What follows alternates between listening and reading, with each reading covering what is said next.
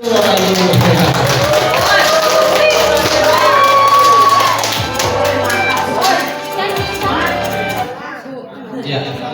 baik, kita bisa mulai. Bisa Pak. Agak ecu nih Oh hilang ya? Nah, biasa MC di studio soalnya.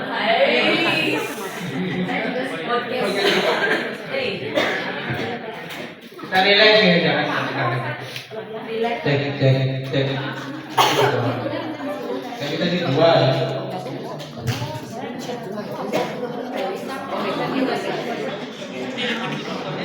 Cek satu, cek ya.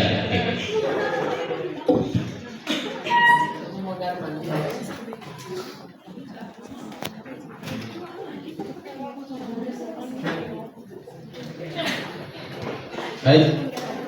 Om Swastiastu. Assalamualaikum warahmatullahi wabarakatuh. Salam sejahtera, namo salam, rahayu, salam kebajikan. Selamat pagi Bapak Ibu semuanya. Oke, semangat pagi. Pagi luar biasa. Tetap semangat. Ya, jadi acara ini disaksikan oleh seluruh masyarakat Indonesia ya. Oke, tepuk tangan dulu. Saya dari tadi tegang di live. Karena nanti akan disaksikan di YouTube. Mantap. Kameramennya harus profesional.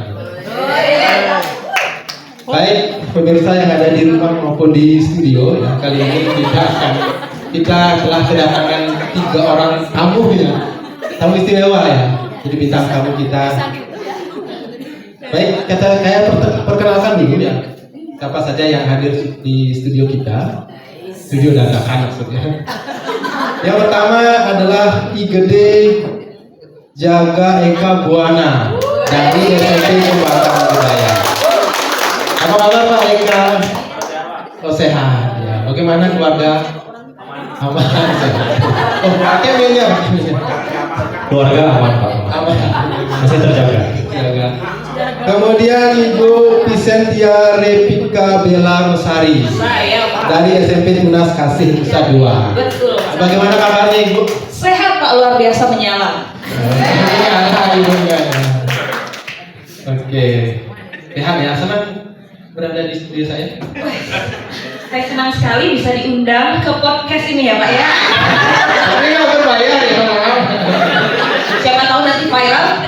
Oke, thank you. Kemudian tidak kalah hebatnya ya, Ibu Diputu Emilia Sudaryani Dewi dari SMP 4 Kuta Selatan. Terima kasih telah mengundang saya. Baju kita sama ya, ya apa itu? Pasti beli satu gratis satu Pak. Ya gratisnya dipakai Ibu kasih ready itu. Oke. Jadi acara kita apa ya? Bentar.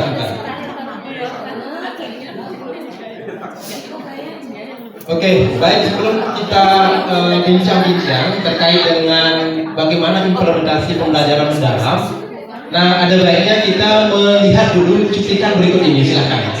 Ini bukan sponsor ya, tapi memang benar-benar tayangan yang akan kita suguhkan. Silakan Pak Buana.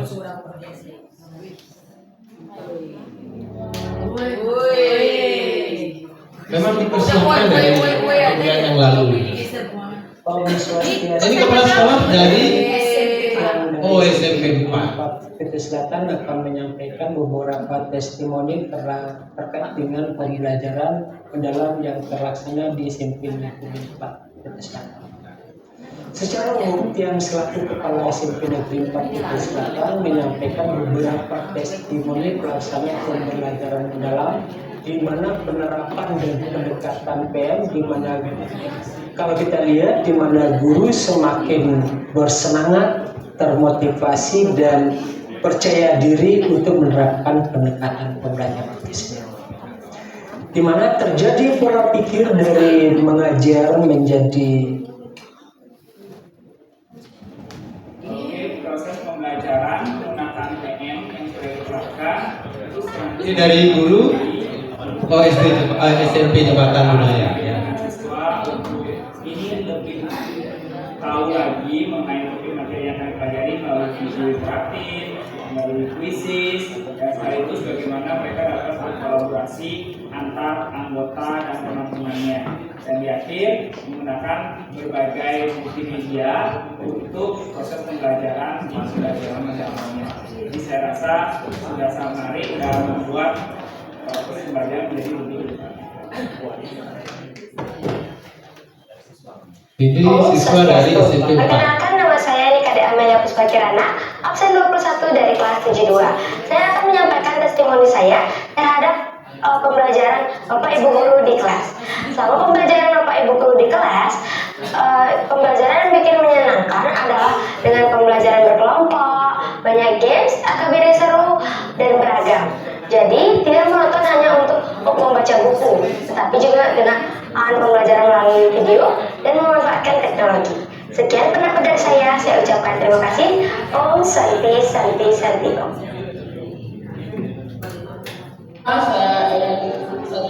Ini dari SMP Tunas Kasih. seru dan menyenangkan karena saya bisa belajar hal baru dan juga pembelajaran saya ini kan jadi lebih seru.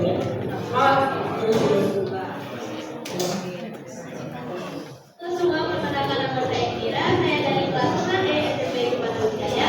Ya, dari SMP Jembatan Budaya.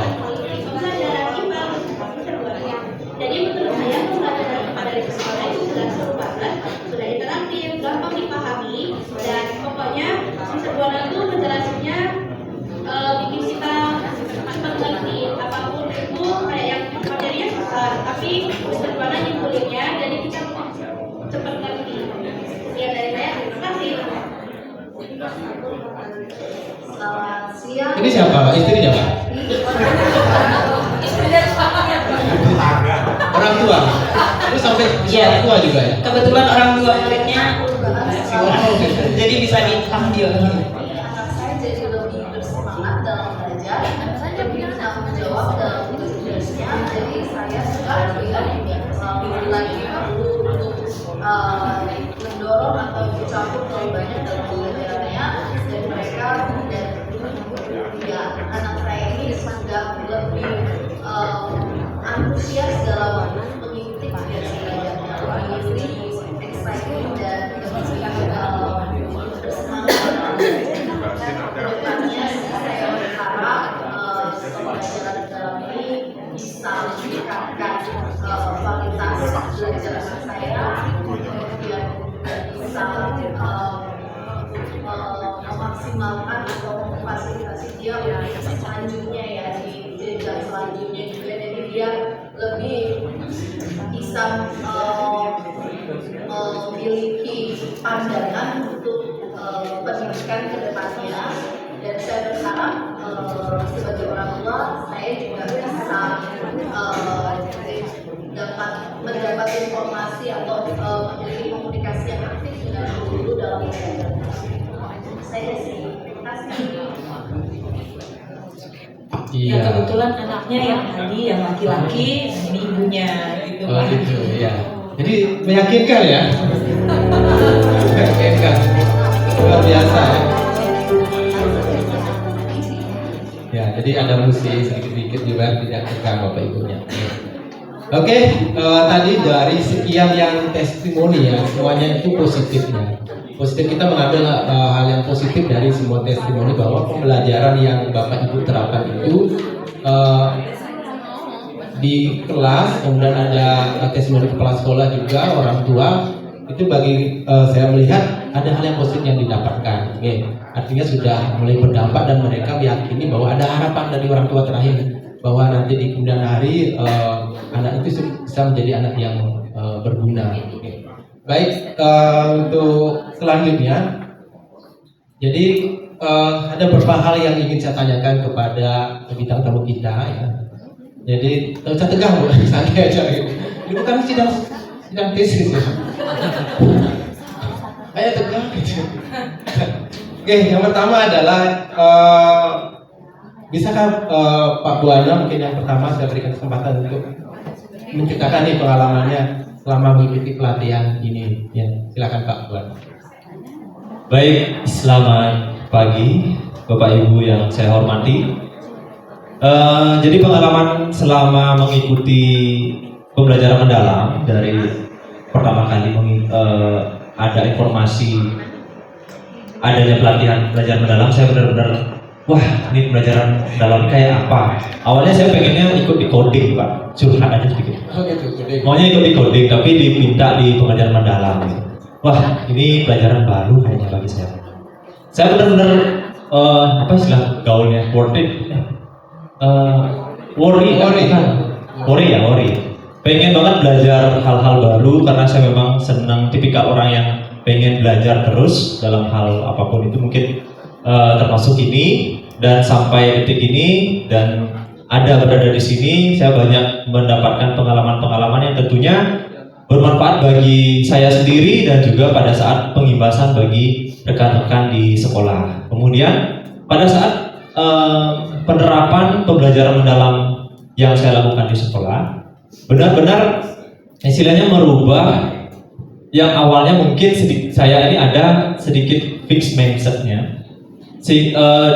Ketika menerapkan itu, oh seperti ini loh asiknya penerapan pembelajaran mendalam, sehingga dari proses saya berpikir tetap itu bisa bertumbuh lebih, bisa menuangkan ke teman-teman lain juga, dan juga bisa menerapkan pembelajaran yang lebih inovatif dan memancing motivasi dari peserta didik untuk belajar, terutama pembelajaran IPA.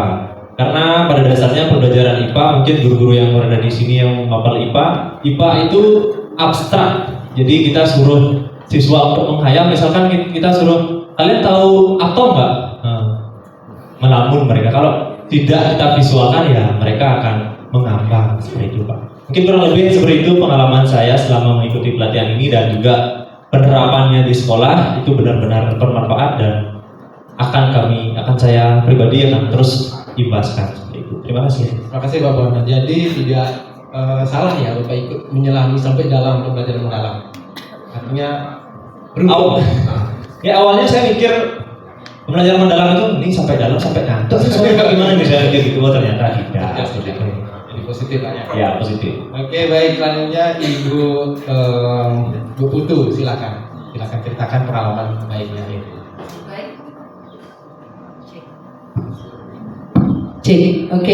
Terima kasih atas waktunya. Jadi di sini saya sedikit menceritakan tentang pengalaman dari pembelajaran mendalam itu sendiri. Ya tentu saja sebelumnya saya juga sering mengikuti pelatihan berkaitan dengan pembelajaran dengan pendekatan-pendekatan yang lain sebelumnya. Jadi ada yang namanya EEK, kemudian berpindah jadi pendekatan saintifik dan sekarang akhirnya sampai ke pembelajaran mendalam. Jadi secara teknis itu sebenarnya kita sudah menerapkan dalam kegiatan pembelajaran di kelas ya. Namun ternyata ada hal istimewa dalam pembelajaran mendalam ini. Apa sih istimewanya? Istimewanya adalah bagaimana cara kita nanti pada saat mengaplikasikan itu membuat siswa menggembirakan. Itu yang menjadi poin dari pembeda dengan pendekatan-pendekatan lainnya. Jadi bagaimana cara kita membuat siswa tertarik, menantang dalam kegiatan proses pembelajaran itu sendiri. Bagaimana cara kita memuliakan siswa sehingga siswa itu pun merasa nyaman dan antusias dalam mengikuti kegiatan pembelajaran. Itu saja, terima kasih. Ya, luar biasa pengalamannya yang menerapkan pembelajaran mendalam. Jadi sudah berdampak yang luar biasa bagi siswanya kok ya. Oke, selamat. Selanjutnya dari Ibu Revika, silakan pengalaman seperti apa? Kayaknya ini tadi deg-degan dan pengalaman seru pasti ya. Silakan. Iya Pak, karena saya termasuk anak baru mungkin ya. Jadi saya bukan lulusan pendidikan, gitu ya. Saya lulusan matematika murni. Kemudian baru sekitar 7 atau 8 tahun mengajar gitu di sekolah dan setelah kita sama-sama menghadapi COVID yang kayaknya learning loss gitu ya Pak ya untuk anak-anak. Jadi ini adalah sebuah pengalaman yang baru buat saya, menambah wawasan baru buat saya bahwa kita mengajar itu bukan cuma sekedar ngasih materi aja buat anak-anak, tapi bagaimana anak-anak tuh benar-benar merasakan langsung pengalaman belajar yang benar-benar bermakna, dan kita bisa lebih kreatif gitu ya untuk menyajikan pembelajaran untuk anak-anak, tidak hanya sekedar ceramah, tanya jawab gitu ya, tapi anak-anak benar-benar merasakan langsung apa sih yang saya pelajari gitu. Jadi ini pembelajaran mendalam tuh awalnya saya pikir ya sama kayak Pak Buana, ngantuk mungkin ya, bikin ngantuk dalam banget gitu ya, tapi setelah benar-benar tenggelam mungkin saya kelelep karena saking dalamnya gitu. Sampai ke dasar. Iya, ternyata seseru itu bikin kita oh ya apalagi ya besok kita ngapain lagi ya, mau apa saya lebih ke situ jadinya gitu Pak. Terima kasih. Oke, luar biasa pengalamannya. Jadi ini adalah pendekatan sama dengan kita mendekati seseorang kan ya. Kalau sudah adakan pendekatan tadi kan mendalami gitu ya Pak ya. Jadi tahu sifatnya lainnya tahu gitu ya. Oke. Ada pengalaman itu. Sampai audiensnya tertarik ya. Baik, tadi sudah ceritanya sudah. Kemudian, nah tentunya dalam menerapkan pembelajaran mendalam dari pelatihan, kemudian menerapkan di sekolah ada aha momennya ini misalnya yang Bapak Ibu temukan, hal positif apa yang Bapak Ibu dapatkan dari pelatihan ini. Nah, saya mulai dari Ibu Putu. Nah, silakan Ibu. Baik ya.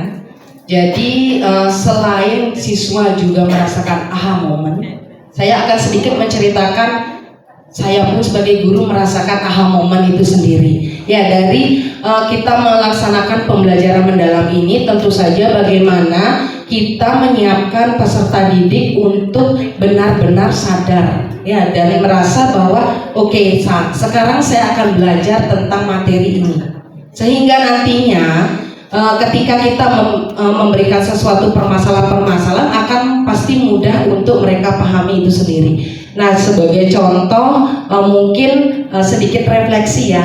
Jadi ketika saya melakukan kegiatan pembelajaran berkaitan dengan pembelajaran mendalam materi kebetulan tentang penjumlahan bilangan bulat.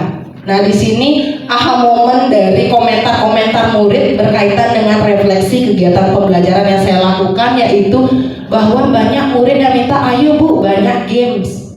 Ya, sedangkan coba kita pikir ya, games dalam matematika pasti dalam bentuk soal, betul tidak Bapak Ibu? Iya kan?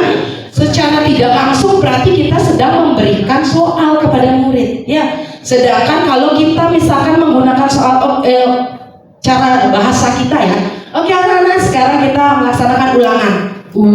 Pasti begitu betul. Nah, sedangkan kalau kita melaksanakan game secara tidak langsung kita menyisipkan soal untuk melihat ketercapaian tujuan pembelajaran itu.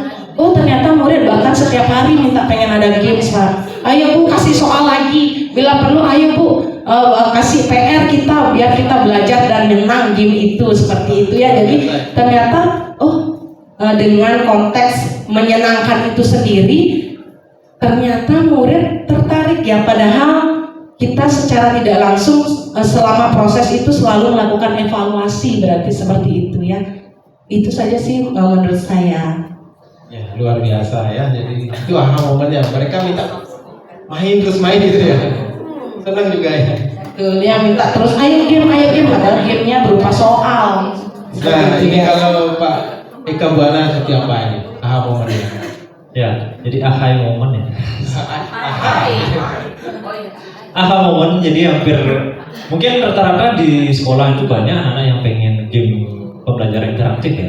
Mungkin hampir sama dengan Bu Emi, yang mana caranya penerapannya mungkin sedikit berbeda. Yang mana saya lebih ke pembelajaran berbasis quizzes background. Jadi saya menyelipkan materi, kemudian di dalam materi itu saya menjelaskan sedikit, di tengah-tengah itu ada kuisnya.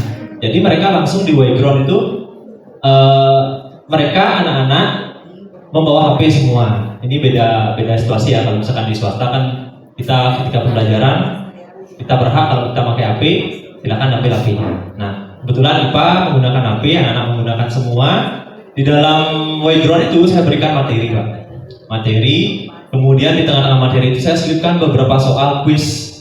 Jadi anak-anak ketika kalau tidak mendengarkan saya berarti dia tidak bisa menjawab. Seperti itu. Nah, apa yang feedback yang didapatkan dari hasil pelajaran tersebut, anak-anak itu justru lebih fokus dan juga kita sebagai guru bisa menerapkan pembelajaran inklusi. Misal, ketika seorang siswa yang jauh duduk di belakang tidak bisa melihat slide di depan, jadi dia bisa melihat slide itu di HP-nya. Itu salah satu juga cara untuk penerapan pembelajaran inklusi, walaupun inklusinya hanya sebatas minus, kemudian ada silinder nggak kelihatan, itu kan sudah satu inklusi. Nah itu yang mana anak-anak akhirnya lebih aktif dia ketika dan juga lebih fokus untuk mendengarkan apa yang saya sampaikan untuk mereka bisa menjawab pertanyaan-pertanyaan yang ada di quiz tersebut. Seperti itu. Mungkin itu saja dari saya. Luar biasa, menarik dan interaktifnya. Jadi ada inklusi itu termasuk juga pembelajaran berdiferensiasinya masuk di sana. Oke, selanjutnya Ibu Vika. Silakan. Ya, terima kasih. Kalau ahai momennya saya. Ahai ya, oke maaf Pak. Aha momennya itu ketika anak-anak itu belajar seperti yang saya sampaikan sebelumnya, langsung kontekstual gitu ya. Mereka jadi sadar, meskipun sadarnya mungkin terkesan belakangan, tapi untungnya sadar. Saya merasa saya seperti event organizer. Event organizer tuh begini, maksudnya apa-apa saja yang mau kita lakukan setelah pembelajaran ikut pelatihan pembelajaran mendalam ini. Jadi saya seperti event organizer yang oke, anak-anak ini tujuannya mau ngapain, apa ya yang secara langsung bisa saya terapkan buat anak-anak. Saya baru-baru ini ngajak anak-anak ke bank untuk literasi keuangan. Cari uang. Oh. Ada celetukan-celetukan, boleh nggak saya minta yang segepok itu, Mbak? Permen berarti ya. Mereka terjun langsung, terlibat langsung, dan saya rasa itu lebih bermakna buat anak-anak. Dan saya sendiri juga jadi, kan kalau misalkan kita mau ngajar nggak mungkin kita tidak persiapan gitu ya. Dan rasanya kayak saya jago duluan nih.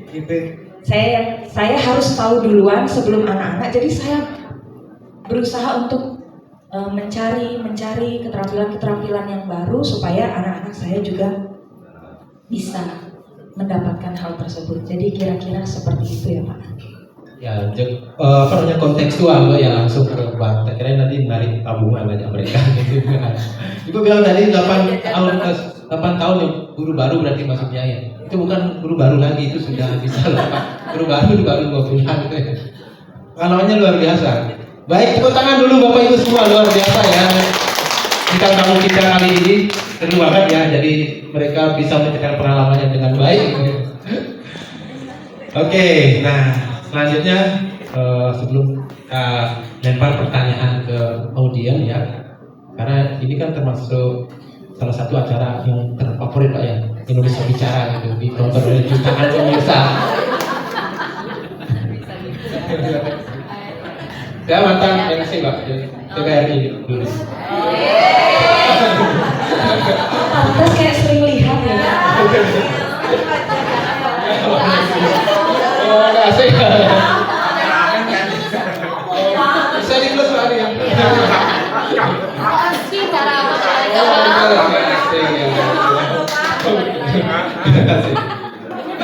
Nah sebelum kita lemparkan ke audien nih, nah tantangan apa sih? Pasti ada tantangannya setiap melakukan kegiatan ya. Entah tantangan itu dari dalam diri, terutama dari dalam diri yang malesnya gitu ya. Mau dibawa kemana kita ini? Itu kan kesan pertama itu ya biasanya.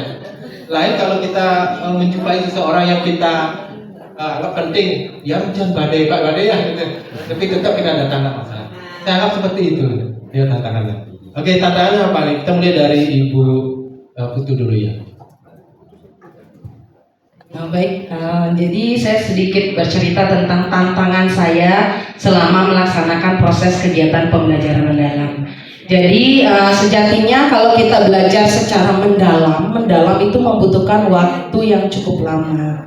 Bahkan ketika, jangankan seperti itu ya Pak ya, bahkan ketika kita PDKT untuk mengetahui karakteristik pasangan kita secara mendalam kan butuh bertahun-tahun. Jadi begitu pula ketika kita mengajarkan siswa tentang bagaimana suatu konsep secara mendalam perlu banyak sekali waktu ya. Jadi bagaimana sih nantinya saya akan membuat strategi pembelajaran ini agar ketercapaian tujuan sesuai dengan apa yang ingin kita harapkan. Jadi misalkan selama 1 semester kita harus bahas ini kita akan merancang suatu strategi. Dan mau tidak mau kalau kita selalu molor akhirnya takutnya materi belakang tidak tercapai, sehingga perlu adanya penguasaan pemahaman sebagai guru, bagaimana cara kita untuk mengelola pembelajaran di dalam kelas. Jadi seperti itu, sehingga nantinya hal yang menjadi tantangan saya karena keterbatasan waktu ini, bagaimana sih upaya saya sendiri untuk mengatasi tantangan ini. Nah, sederhananya saja ketika saya melakukan pembelajaran, kebetulan saya mengambil pembelajaran kooperatif tipe jigsaw, di mana setiap murid kita tuntut untuk aktif sesuai dengan tim ahlinya masing-masing. Kebetulan lagi topik yang saya bahas itu tentang operasi hitung bilangan bulat. Jadi saya membagi kelompok, siapa tim ahli penjumlahan, pengurangan, pembagian, dan perkalian. Nah, dari sana tentu saja bagaimana sih cara kita untuk mengajarkan tim ahli masing-masing tentang penguasaan konsep, sehingga nanti ketika dia masuk ke kelompok asal itu akan terjadi proses satu pemahaman seperti itu menjadi kendala sebenarnya, dan cara mengatasinya itu saya menggunakan pembelajaran di luar. Jadi secara daring juga kita beri konten pembelajaran berupa video ataupun juga bahan ajar. Kemudian pembinaannya pun atas kesepakatan guru dan murid, sehingga nanti tidak ada yang merasa ibu mengambil jam di luar seperti itu. Yang murid juga tidak beban. Kita akan menanyakan selalu bagaimana posisi nyaman siswa ketika belajar matematika bersama saya. Begitu. Terima kasih. Luar biasa ya. Jadi memang harus ada target yang harus kita capai dalam 1 semester ya. Jadi benar-benar kita meminta menanyakan ke siswa apakah aku berat atau tidak. Jadi kita harus tahu karakteristik anak. Oke, luar biasa. Selanjutnya Ibu ya, dari Ibu Ika, silakan. Terima kasih Pak. Kalau tantangan mungkin sama, hampir template ya jawabannya. Karena kemarin pada saat presentasi pun teman-teman juga jawab tantangannya adalah waktu. Waktu entah kita sendiri untuk membagi antara di rumah, antara dia gitu ya, dengan anak-anak juga. Antara aku dan kamu gitu. Iya. Dan ini lebih ke bagaimana saya sendiri untuk menyesuaikan, beradaptasi terhadap pembelajaran mendalam ini. Seperti yang saya bilang, karena saya berasa seperti event organizer ya, jadi berusaha untuk disiplin lah, untuk atur waktunya dan pembelajaran ini supaya benar-benar nyampe gimana ya waktunya yang pas gitu. Ya masih terus belajar Pak, mengelola tantangan-tantangan itu sih. Ya, jadi belajar dan terus belajar dari tantangan-tantangan itu. Mungkin melibatkan rekan sejawat, kemudian ikut pelatihan-pelatihan dan lain sebagainya. Iya, betul. Dan saya bersyukur karena support dari teman-teman dari BGTK kayak seperti hari ini ya, dari kepala sekolah dan orang tua itu sangat-sangat luar biasa membantu saya untuk menghadapi tantangan. Oh iya, itu termasuk kan Pak ya? Saya maksudnya itu dengan mengadakan pelatihan saya bisa ketemu Bapak gitu kan maksudnya ya. Jadi ada pelatihan ini fasilitator sangat mendukung. Terima kasih. Nanti 2 labelasi saya. Nah, kalau Pak Gede gimana nih tantangannya dan solusinya seperti apa? Baik. Oh. Ya, tantangan yang paling secara umum aja Pak ya. Memang sih waktu, kemudian kalau saya dari pelajaran IPA sama seperti rekan saya mungkin ada dalam satu semester mungkin ada nambah yang harus dituntaskan. Kadang-kadang saya sebagai guru IPA nih gimana pemerintah buat banyak banget ini ya.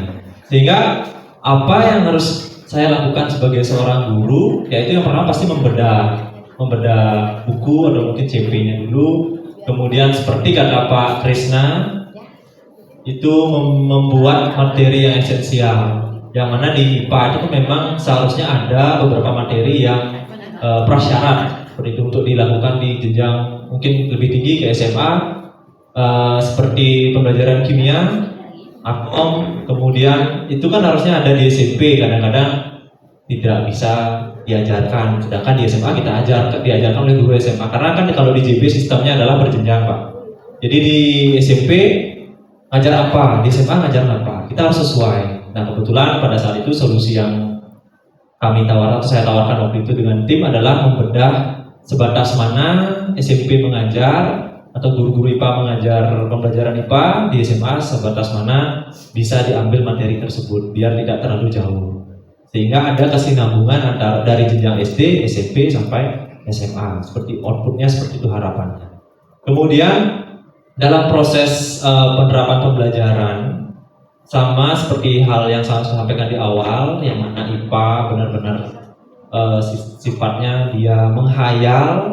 Kalau mengajak materi sistem reproduksi sih senang muridnya, karena saya bilang satu-satunya praktik pelajaran IPA yang tidak ada praktikumnya di sekolah adalah babi. Gitu lah mereka.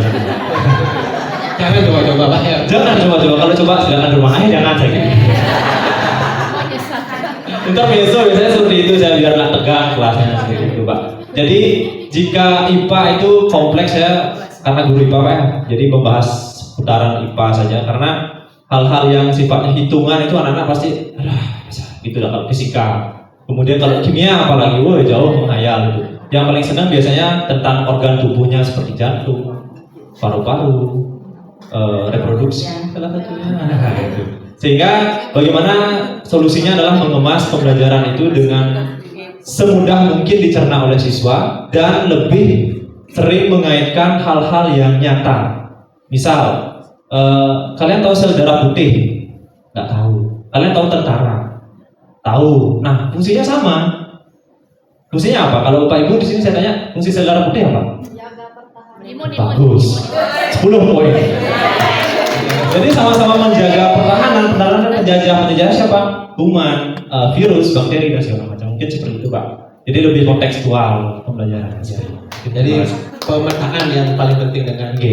Mungkin pemetaannya kalau di JB kan ada HUD IPA itu ya, dari SD, TK, SMP. Kira-kira materi mana yang tumpang tindih itu agar bisa diakselerasi dengan materi yang lain. Gitu ya. Oke, benar Pak. Jadi biar sesuai antara jenjang mungkin dari TK, SD, SMP sampai SMA seperti itu. Makanya harus ada kesesuaian.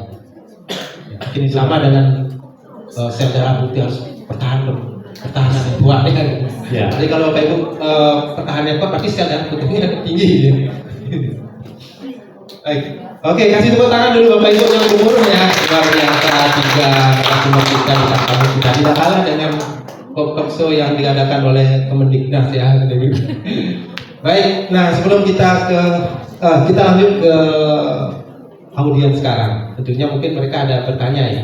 Cukup satu penanya untuk satu narasumber. Siapa yang bertanya kepada Pak Buana dari yang dipaparkan Pak Buana yang mau bertanya? Oh, Pak Widi ya. Karya. Banyak ya. Nggak banyak-banyak Pak ya, yang poin-poinnya saja. Jangan susah Pak. Nah ini sudah kan satu kelompok sama. Nah tapi sudah ada guru. Jadi saya betul-betul ingin bertanya karena memang penampilan Pak Iya. Jadi respon dari apa yang diungkapkan oleh Pak Buana. Jadi begini sebenarnya yang pertama itu agak spesifik. Tadi ini kan sebenarnya takso tapi isinya kan banyak best practice gitu Pak ya. Banyak bagaimana pengalaman tadi seperti ditanya. Jadi bisa berdiri. Oh, anaknya Pak. Oh, saya. Ya Pak. Bisa. Nanti tingginya berapa? Ayo Pak Wanda, jadi jangan mantap Pak ya, karena di short ini. Jadi begini, yang pertama itu spesifik keadaan ini. Problem kita di semua mapel saya kira, saya IPS, mungkin Pak Wanda kan IPA, kemudian ada yang matematika dan seterusnya. Jadi ada di pembelajaran itu sering terjadi ada konsep-konsep yang bersifat abstrak gitu ya. Jadi tidak bisa dijelaskan hanya sekedar diomongin aja. Jadi bagaimana kita cara mengintegrasikan itu di dalam suatu pembelajaran mendalam ya, sehingga pembelajaran itu tampak nyata. Seperti kalau IPS itu misalnya, kalau kita IPS itu pembelajaran sosiologi. Jadi ada banyak hal yang di telinga anak-anak itu nggak familiar. Seperti kalau sosiologi itu akulturasi, sosiologi apa itu benda apa kan, sangat susah itu. Nah, mungkin ada beberapa trik yang bisa Bapak ceritakan bagaimana untuk membuat nyata itu di pembelajaran di kelas, padahal memang konsep-konsepnya sangat abstrak. Kalau di IPA saya kira tadi yang disebutkan itu konsep atom gitu ya Pak ya, bagaimana atom itu kecil dan seterusnya, kemudian atau fotosintesis lah kalau itu sederhana. Coba itu gimana cara membuat mereka secara nyata dapat menerima. Itu yang pertama. Yang kedua, sedikit aja ini secara umum bagi kita semua juga, sekarang kita lagi euforia tentang bagaimana berpembelajaran secara digital semua, seolah-olah semuanya serba digital, kemudian semua pembelajaran selesai dan sempurna dengan digital. Padahal di saat kita sekarang euforia digital di negara sana, negara maju seperti kalau nggak salah trennya sekarang Korea yang berusaha itu, dulu Finlandia, itu justru dibatasi. Ini seperti paradok lah gitu ya, paradok bagi kita. Ya ini omong-omong karena ini santai taksu. Ya siapa tahu ada apa pendapat Pak Buana atau Bapak Ibu guru yang lain tentang hal itu. Apakah kita bisa menyeimbangkan gitu? Padahal di waktu berikutnya digital itu kalau nggak kita baik-baik melakukan mengelolanya seperti bom waktu, kita sangat tergantung itu. Bahkan anak-anak kita sudah nggak bisa apa-apa kalau nggak ada digital, arah itu bahaya. Nah itu bagaimana menyeimbangkan itu, ya, mungkin itu. Terima kasih Pak. Ya, terima kasih Pak Widi, luar biasa pertanyaannya. Tepuk tangan dulu buat Pak Widi ya. Pertanyaannya singkat tapi panjang lebar. Luar biasa. Jadi kita diarahkan untuk, ini maksud pertanyaannya. Jadi yang pertama itu tentang kontekstualisasi pembelajaran, kemudian pengaruh digital terhadap pembelajaran yang mungkin bisa dijawab oleh Pak Buana. Cik, hati saya deg-degan Pak. Perayaannya beranak semua. Baik, ya, singkat saja Pak, 2 menit aja ya. Singkatnya, yang pertama, bagaimana kita mempelajarkan siswa secara kontekstual. Tentunya, mungkin saya mengambil kata Pak tadi, paradok digital. Kalau tidak kita digitalkan siswa dengan pembelajaran dengan digital, siswa akan mengambang. Seperti yang saya sampaikan tadi, siswa itu tidak bisa kita ajak menghayal. Sulit sekali untuk menghayal. Kalau real, oh seperti ini jantung, oh ya benar jantung seperti ini. Itu akan mendapatkan proses pembelajaran yang nyata, walaupun kita nggak bedah jantung. Nah, bisa juga dengan hal kalau misalnya kita tidak ingin melakukan pembelajaran digital, langsung mengacu ke jawaban yang kedua. Kita bisa mengalihkan anak-anak ke, kalau di saya itu ada lab. Kita ajak anak-anak untuk praktikum, salah satunya dari kelas mamalia yaitu kelinci. Kita bedah tubuhnya, kita amati organ-organ di dalamnya. Ya sedikit tidaknya organ yang ada di kelinci dengan di manusia itu hampir sama karena dari kelasnya itu sama mamalia. Mamalia. Ya, mamalia. Kata dasarnya mamai. Jadi susu. Ya, seperti itu. Kemudian kalau dari konteks IPS mungkin Pak ya. Saya sering sharing dengan guru sejarah yang mana namanya Mr. Mega. Oh itu ibunya tuh sejarahnya benar-benar hebat banget itu. Bahkan yang nggak harusnya ada diadain gitu. Artinya benar-benar sejarah yang salah dilurusin gitu saya ceritakan. Artinya lebih banyak ke video sejarah-sejarah yang nyata. Kalau diceritakan hanya ceramah, mungkin anak-anak bengong tanpa ada videonya. Oh sejarah tentang Pulau Bali seperti ini ditampilkan secara nyata melalui video. Kalau misalkan secara sosiologi Alfeva kita ajak mungkin dia kemitraannya kemana, ke museum misalkan. Nah itu salah satu cara atau strategi jika sekolah mengizinkan, izin sekolah-sekolah dulu Pak. Kalau memang mengizinkan kita ajak seperti outbound untuk melihat oh seperti ini loh sosiologi Alfeva seperti ini. Nah kurang lebih pembelajaran bisa dilakukan seperti itu Pak. Jadi memang digital ini seperti mata uang koin atau mata pisau bermata dua. Kalau salah menggunakan kita diancur, kalau benar bagus untuk dipotong. Seperti itu. Terima kasih Pak. Terima kasih Pak Wahyu. Luar biasa sekali jawabannya ya. Jadi digital itu membantu memvisualisasikan teori-teori yang ada. Jadi membantu tergantung dari kita yang menggunakan. Baik kita menggunakan, yang baik juga hasilnya. Oke, pertanyaan yang kedua untuk Ibu Putu. Yang bertanya pada Ibu Putu silakan. Yang mau bertanya? Ada? Ibu?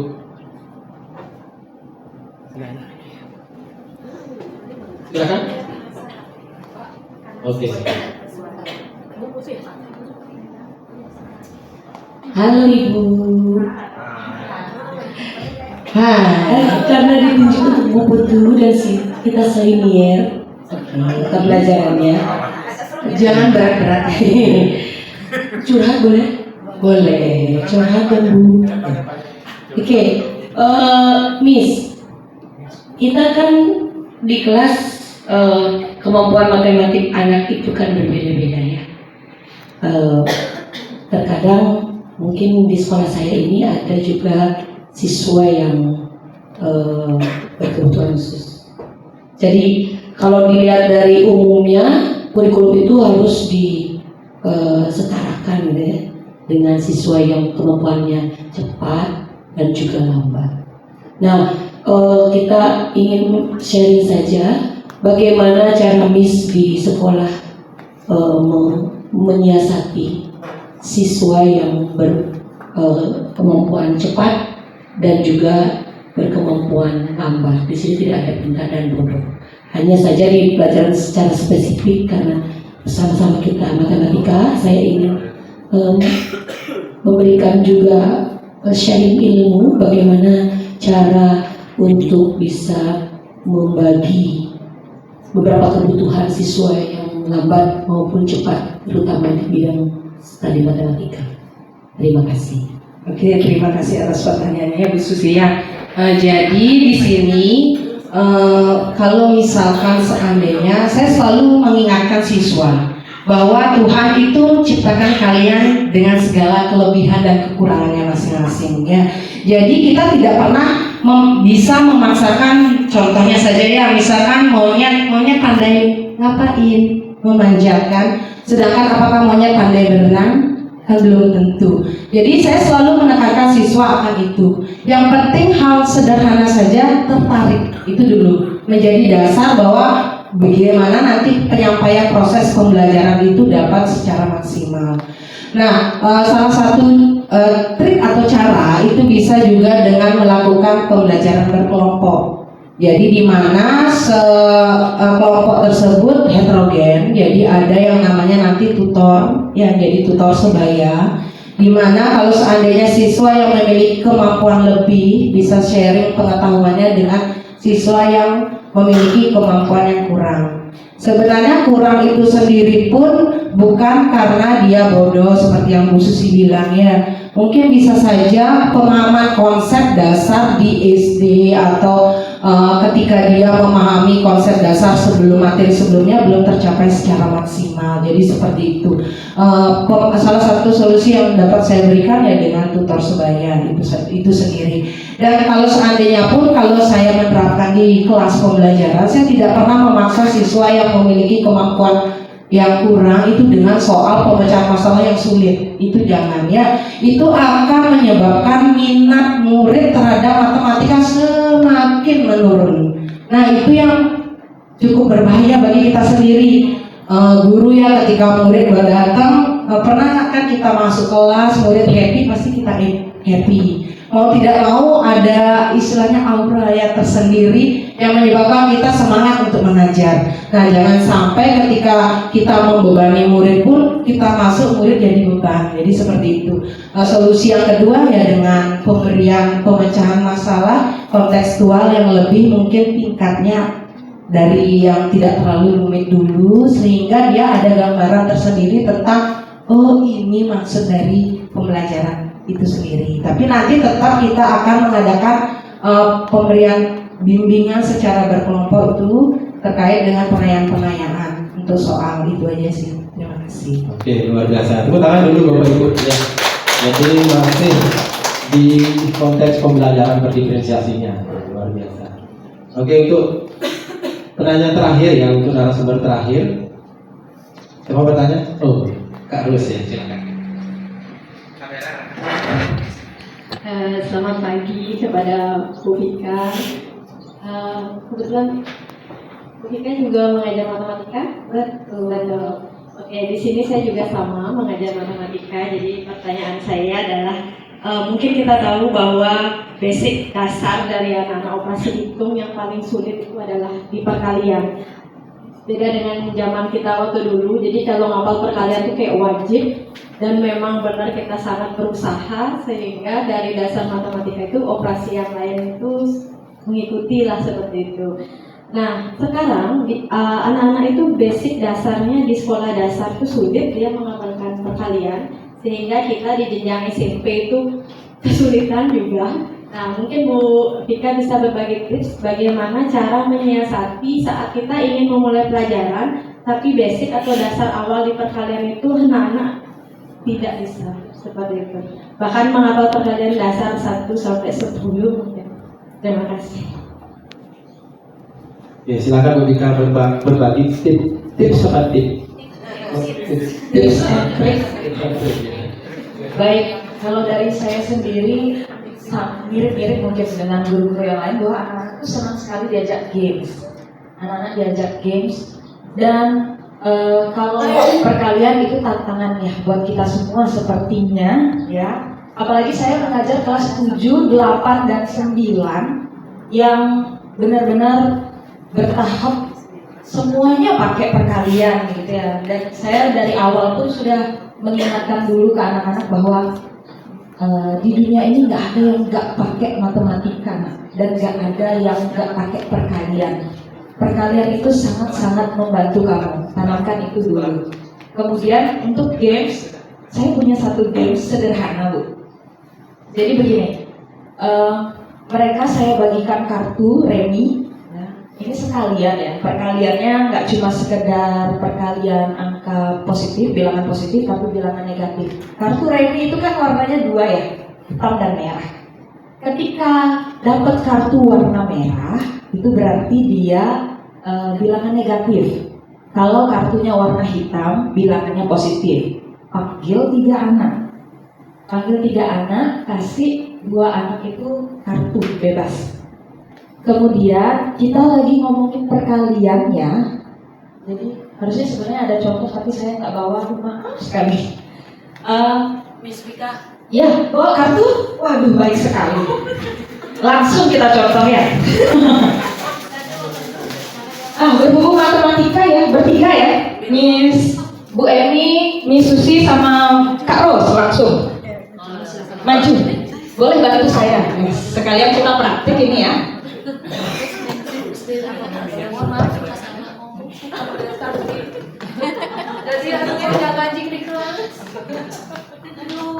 Saya pastikan dulu ibu-ibu enggak ada yang settingan ya sama saya ya. Ini Oke. juga udah saya setting kan. Emang saya bawa ini. Siapa? Jadi dua anak ini tidak boleh tahu apa kartunya dia. Nah, yang satu ini nanti yang kasih clue. Berhadapan dong Kak Ros sama Miss Susi. Ya. Tolong taruh kartunya di atas kepala. Jangan lihat, oke? Yang lihat lawan. Bebas. Jangan lihat ya. Taruh di atas kepala. Maksudnya di ya. Kok ada gini? Sorry. Oh, jangan pakai itu. Iya, belum dicopot. Iya, Kak. Nanti diganti lagi. Pasti ada yang itu. Nah, oke. Miss Emi akan memberikan hasil perkalian dari angkanya tersebut. Boleh hadap depan sekarang, udah lihat ya? Udah lihat kartunya ya? Hadap depan. Nah, yuk, hasil perkaliannya berapa? 16. Siapa yang cepat-cepatan? Coba angkanya sendiri berapa? 2. Oh betul, kira-kira gitu. Ya, jadi anak-anak awal-awal, berapa ya? Padahal sederhana, tapi mereka, berapa gitu. Lagi, mau coba lagi? Ya, sekali. Oh ya, ya kalian. Betul ya? Oh benar. Angka siasa banget betul. Kurang kejiwaan. Oke, Sekali lagi ya. oh guru yang lain, jangan Miss Emi katanya. Oke, jangan guru matematik. Oke, saya minta volunteer deh 3 orang. Coba dah. 3 orang boleh. Miss Dewi, siapa lagi ya? Oke. Lagi satu siapa ya? Yang bukan guru matematik, guru bahasa mungkin? Oh, saya. Oh, Pak Made.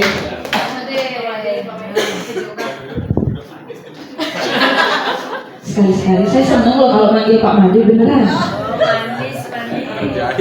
Saya keluarin kartu-kartu yang tidak ada ya. Nah, loh. Main.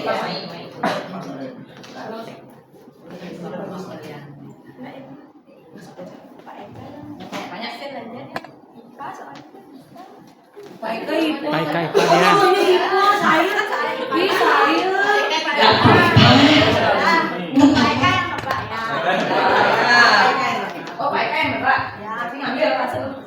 Pak Made yang nyebutin nanti perkaliannya.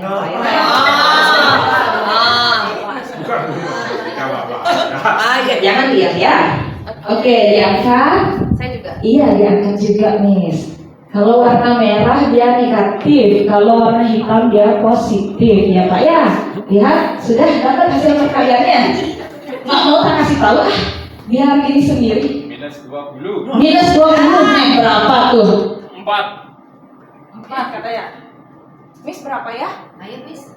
Ini 4 dikali berapa biar jadi -20? Oh, gitu. -5. Oh betul tuh kan. Jadi begitu kira-kira ya, sederhana tapi semua mikir.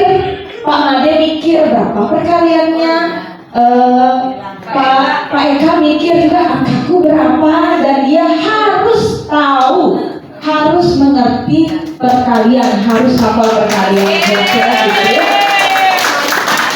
Terima kasih ya, nanti kamu jajan ya. Oke, luar biasa. Tepuk tangan dulu Bapak Ibu ya, sampai dikonseptualkan sekali ya. Jadi seperti itu nanti langsung beli kartu yang di matematika. Benar ya, Main di kantor ini. Nah, luar biasa ya. Dan tidak salah saya mengundang 3 narasumber video jawab ya. Saya bersahabat tadi. Nanti hati-hati balik dari sebelah ibu ya. Oke, karena waktu kita sudah terbatas ya, dan kita akan mendatangkan tamu undangan lagi gitu. Nah, sebagai penutup ya, ini closing statement ya. Cukup maksimal 1 menit ya masing-masing sebagai penutupnya. Oke, silakan dari Pak Mr. Duano dulu. Silakan.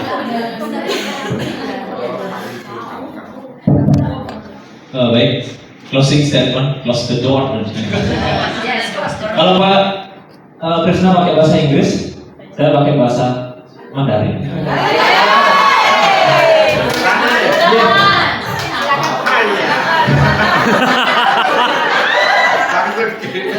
Intinya gak enak, kelas itu nyaman. Ya itu saja sih, buat kelas itu nyaman untuk mereka belajar. Bahasa Mandarin. Terima kasih. Translate. Terima kasih Pak. 16 tahun nih jadi nggak bisa sama dari. Ya, jadi buat kelas yang nyaman, jadi bahagiakan siswa ya, akan diri sendiri bahagiakan. Oke, untuk kelas apa nih? Oke, closing statement dari saya itu change your mind and you will change the world. Ya, jadi ketika kita mengubah pola pikir kita dari yang tetap menjadi bertumbuh akan mengubah dunia kecil itu ya siswa itu sendiri. Terima kasih. Ya. Jadi mulai dari kita berubah dari diri kita sendiri karena baik, pasti akan juga kalian berubah. Change. Jadi Bapak Ibu dites sudah bahasa Inggrisnya. Bahasa Bali. Silakan Bu. Jika ya silakan. Aduh, kalau saya udah diambil semua kayaknya. Saya pantun aja ya. Tolong kasih cantik ya. Mentari pagi bersinar terang. Jangan senang dulu ya. Menyapa dunia penuh semangat. Pembelajaran mendalam, ayo kita kembangkan untuk masa depan yang bermanfaat. Jadi setelah kita berbincang kurang lebih 1 jam ya, sesuai dengan durasi waktu kita. Jadi dapat saya ambil beberapa hikmah bahwa kita tidak boleh antipati dengan perubahan. Ya. Jadi kita mengikuti perubahan karena zaman teknologi terus berkembang. Jadi kita harus benar-benar mengikuti. Kalau kita sebagai guru hanya stagnan atau fixed mindset saja, takutnya berimbas kepada siswa. Kalau kita tidak berkembang, meskipun umur terus bertambah, tapi jiwa kita tetap muda. Oke, luar biasa sekali, tepuk tangan buat siswa kita. Jadi mudah kita bisa bertemu di lain kesempatan. Luar biasa, tepuk tangan dan terima kasih ya. Contoh ya, buah delima warnanya merah. Jangan lupa dikasih gula. Berikan aplaus yang meriah kepada narasumber hebat kita.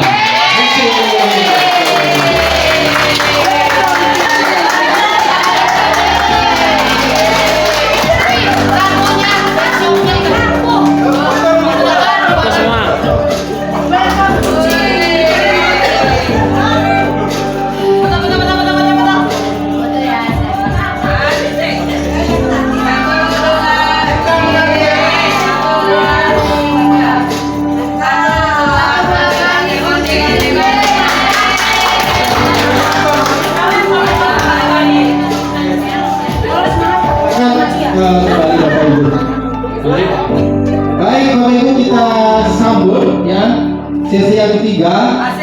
Ini fasilitator kita sudah melintang di dunia persilatan. Ibu Putri.